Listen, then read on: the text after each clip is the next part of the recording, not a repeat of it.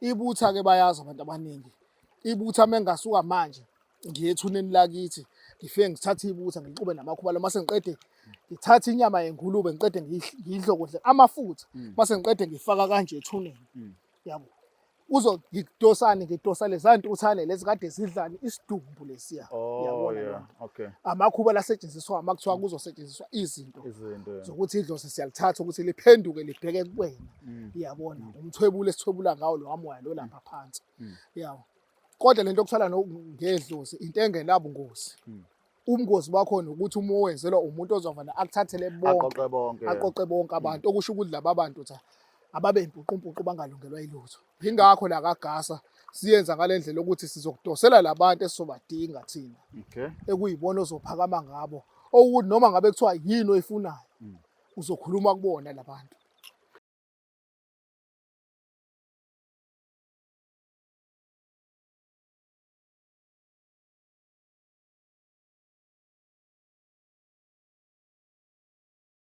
Nina bekashana kaMenzi yaphuza umlaza ngameva nina bendlondle nophapha ekhanda enhla nasezantsi ezifundazweni zethu zonke ekhona eNingizimu Afrika. Sisekuyo leyo ndawo la sifice khona umkhulu wethu uGasa. Sizokhuluma nje sinahambe ngoba amasayidi onke ngifuna ukushiya ngiwavezile njengoba simficela ngaso phinde simthole nini. Igama lami King Sichaka ngokaloqa asingene ohlelweni impande zama-Afrika siza ukuthi njengamanje sizokhuluma ngani ngoba siyimisela impela ukushiyela yonke into iclear sazi konke ngaye ukuze noma enyamalala ebuyela ajwayele ukuya khona. Kube ukuthi lasiqedile sikhulumile sekukuwena ukuthi mawusondela kuyena uyayazi into ayikhulumile. Mkhulu Gasa sabingelela futhi. Sibingelele kubabukeli beBig Life TV, sibingelele nakwemsakazo.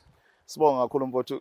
Sike sakhuluma nawe la waveza ezinye zezinto ebesingazazi nothi usanda kubuya nazo ngenxa yedemand yabantu. Njengamanje ngizobuza into yokuthi yes sasikhulumile ngobomnyama kodwa bakhona abantu abathi bona mkhulu thina sifuna ukuthwala noma sifuna ukuphakama ngedlozi, sifuna ukusebenzisa idlozi ekuphakameni kwethu, sifuna into zethu zibe clean singabi nabo omnyama iqonde. Ikhona into kanjalo maye khona ihamba kanjani kwaGasa? Imiphi imigomo nemibandela kumele umuntu ayilindele entweni efana naleyo? Khehla lami ikhona into enjalo la kaGasa. Basikhuluma ngokuthi sikhuluma ukuthi umuntu simthwalisa ngedlozi. Yeah. Ukuthwala ngedlozi khehla lami ngizokuchaza ngithi kuyinto okumele uthi mawuyenza uqala ucheck ukuthi idlozi lakho lime kanjani lona. Uyayibona lona.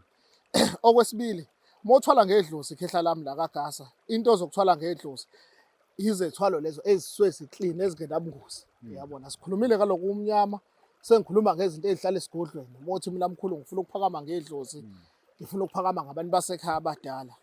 So ukuphakama ngedlozi ubungozi bakhona akubi into eba yingozi ukuthi kufa umuntu yabo. Kodwa indlela engakutshela yona ukuthi wena msakazi thina sikubonise la kaGasa mawuthwala ngedlozi sicela udose noma abantu abawu2 noma abawu3. Uyayibona lonto. Ekuyibona ozodosa bona uthwale ngabo uphakamise ngabo emadlozini. Okay. Ungabathathi bonke. Okay. Uyabona lonto. Because mawubathathe bonke laba bantu nokade enezinto esebenza uzoshona phansi. Yabo. Kuzoba uwena umuntu obusayo ngoba lamakhubalo ngale ngathi akhiwa kusuke kufakwe nomabusane la. Uyabona lonto. Wazofakwa nomaguqu. Uyabona lonto ukuthi idlozi likwazi ukuthi liphenduke libheke kuwena. Yabo kwazi wasetshenziswa nebutha. Ibutha ke bayazi abantu abaningi. Ibutha mengasuka manje ngiye ethuneni lakithi ngifike ngithathe ibutha ngixube namakhubalo mase ngiqede ngithathe inyama yengulube ngiqede ngiyidlo kuhle amafutha mase ngiqede ngifaka kanje ethuneni. Yabo. Ngidosa leza ntuthane lezi kade zidlani isidumbu lesiya. Uyabona Yeah. Okay. Amakhuba asetshenziswa makuthiwa kuzosetshenziswa izinto zokuthi idlozi siyalithatha ukuthi liphenduke libheke kuwena. Uyabona umthwebulo esithwebula ngawo lo wamoya lo lapha phansi. Yabo. Kodwa lento okuthwala ngedlozi into engenabungozi. Ubungozi bakhona ukuthi uma wenzelwa umuntu ozovana akuthathele aqoqe bonke abantu okusho ukuthi laba bantu ababe impuqumpuqu bangalungelwa ilutho. Ingakho la kaGasa siyenza ngalendlela ukuthi sizokudosela labantu esisobadinga thina. Okay. Ekuyibona ozophakama ngabo. Okuthi noma ngabe kuthiwa yini oyifunayo uzokhuluma kubona labantu. Iyasebenza nibaba uGasa lento ukuthi mawuthwala ngedlozi ufuna usebenzisa abantu ababevele bekhuthaza noma udonsa nombani nje kuleyo nto leyo ukuthi uever seshonile seyidlozi ekhaya engasebenza umsebenzisa.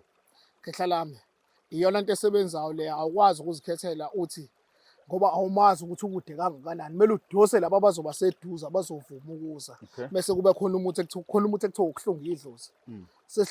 Hlunga le dlozi elimdliwa, hayi lento sifuna ukuyenza ibe clean. Okay. Yabo. Sehlunga le dlozi leli elimdliwa.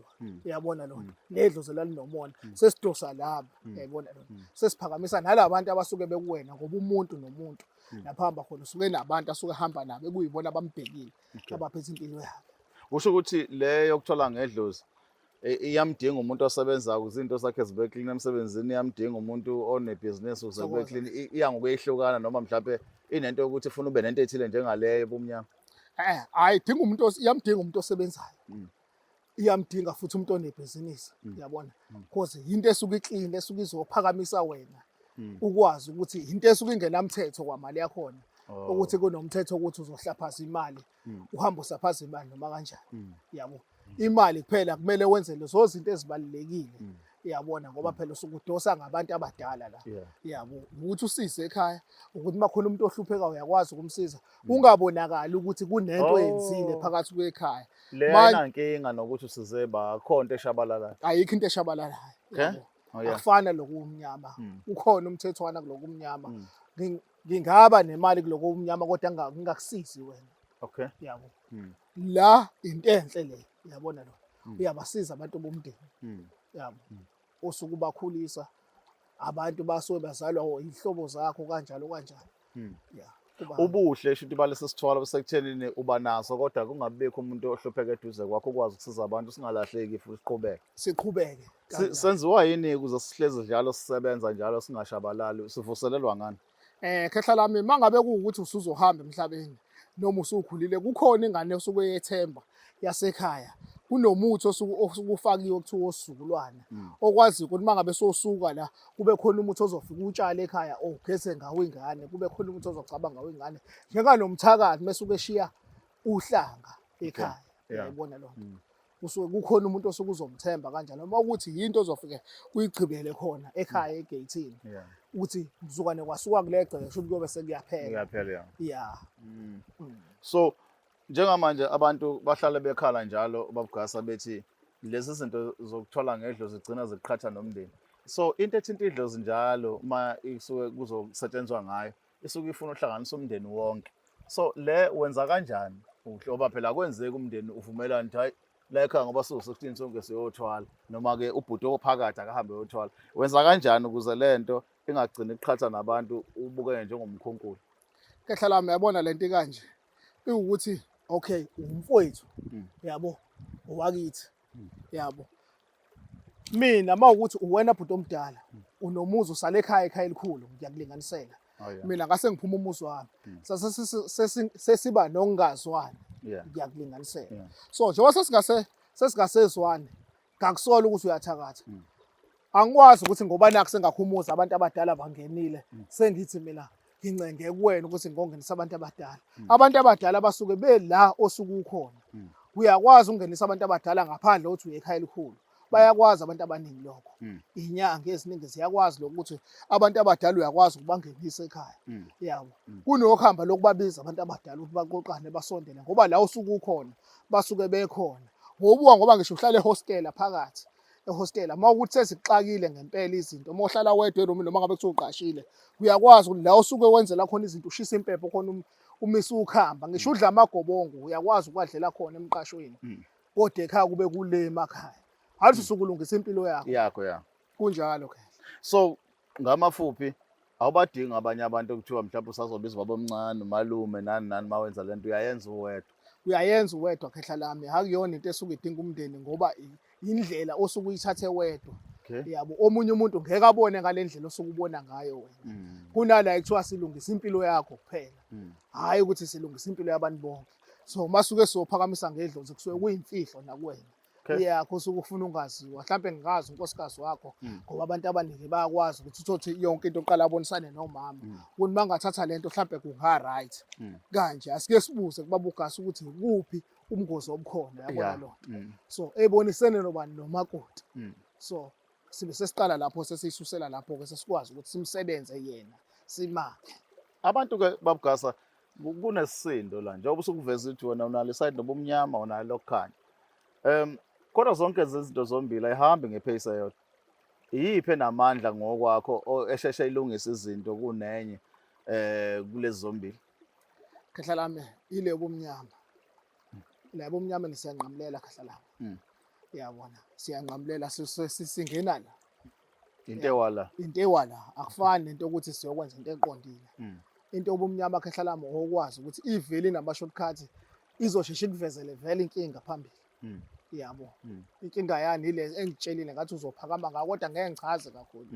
Yabona lokho kusuke kuyisefungo ekumele sisifunge nalowo muntu osuke ekhona ngaloso sikhathi. Eminye imithi ke mhlawumbe othanda ukuthi abantu bayazi esebenzisana nalokho umuntu afika ayithathe lapha na mhlawumbe mayizo prepare ukulungiselwa ngokuphakama ngokwedlozi iziphi izinto mhlawumbe kuyaphalaza mhlawumbe kuyancinda mhlawumbe kuyagqunywa kwenziwa khehla lami siyaphalaza into yokuqala sogeza emfuleni sibe sesivula inhlanhla sibe sesiyabuya soyagqunywa yabona lonto soyagqunywa soqeda ukugqunywa ke soyakhiwa ke ngamakhuba alahlukene soyabuya ke lapho soyafungiswa kunendlela ofungiswa ngayo esigodlweni esuke indlela kodwa eqondile ngoba zonke izinto ezilapha esigodlweni kusuke ngayona into yobumnyama kusuke kuyindlela esuke eqondile hayi nami ukuthi anginalo idlozi nginalo idlozi yabo kodwa kuphela mozo ngithatha ngokamoya uzobona engathi kanti lamadoda nami ngihamba nawo ngihamba nezinsizwa phela nawo yabo osofunga ekuzona engifunge kuzona kodwa nalo idlozi likhona. Okay, kuyasebenzelana futhi awunayo. Kuyasebenzelana nje futhi khehla lami anginankinga.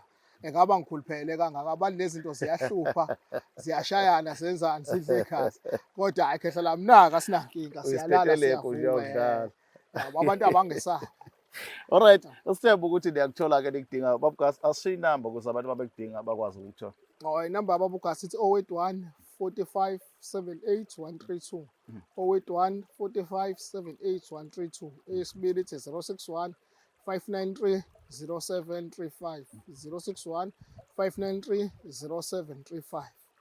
Njengoba ezisho le number wenzela ukuthi makukhona ufuna ukukubuza ubuze kuyena straight wazi ukuthi mawufonela mina uyifonelela umuntu nje umphazamisayo ezinye izinhlela bhizingazo umuntu ofuna umfonele ngqo yilo kunikeza inamba ubuza kuyena akuchazele konke makwenzeka futhi ebiza inkomo yakhe uyena umnikazi womsebenzi uyena wazi ukuthi malini ungabuyi uze kimi zothi cha hamba ukhuluma naye ehlisa cha ngane yakwethu angiyenzi lonto khuluma naye nje niqede nivumelane uzala sewuqondile ulayini ukuthi uzokwenza lento nisale kahle sophinde sibonane kokuzayo. It's the Black Life TV.